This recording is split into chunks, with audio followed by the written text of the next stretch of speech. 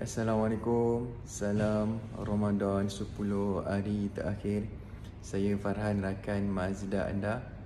So hari ini kita ingin melihat dan memegang Mazda CX-30 High Plus warna biru. Jom. Ruangan interior tuan-puan. Okey, dia berwarna hitam dengan coklat, kombinasi yang agak premium, agak cantik. So ini dia punya dalam steering dia. Jom kita start.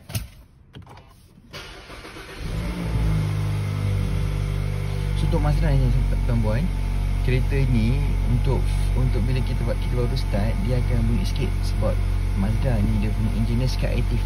Enjin sikit aktif yang mana dia punya compression ratio dia agak tinggi, 13 is/cycle. Maksudnya tuan-puan, kereta Mazda ni dia akan membakar petrol tu sampai habis. Hampir habis untuk menjimatkan penggunaan petrol tu. Juga tuan-puan, kereta Mazda ni kalau kita perasan, belah depan dia ni okey, panjang berbanding kereta yang kita Jepun yang sama segmen dengan ni. Kalau tuan-puan perasan. So benda ni, perkara ni untuk memberi lebih safety lah kepada pemandu. Kalau kita accident, dia akan lambat sikit lah time of impact dia. Dan kita boost belakang. Bahagian boost belakang, okey, kita tekan, dia auto boot tekan, so dia auto buka. Dan ini ialah bahagian bonnet dia. Bonnet belakang ni dia punya space lebih kurang 420 liter lah dia boleh muat. Dia punya space tu. Untuk seat tu sebenarnya kita boleh turunkan. Jom saya cuba. Okay, ni so kita boleh turunkan. Kita buka.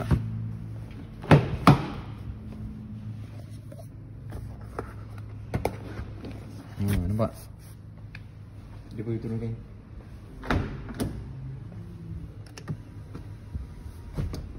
So kalau kita ada banyak barang kita boleh turunkan seat ni. So lebih besar lah barang kita boleh letak.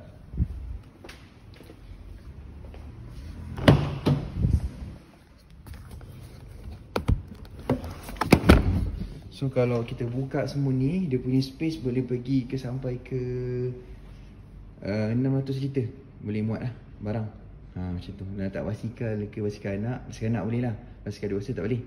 So kita boleh letak lah, boleh bawa pergi. Jom kita lihat bahagian boost depan ni. Okay, ni enjin dia lah, Skyactiv G, Skyactiv Gasoline.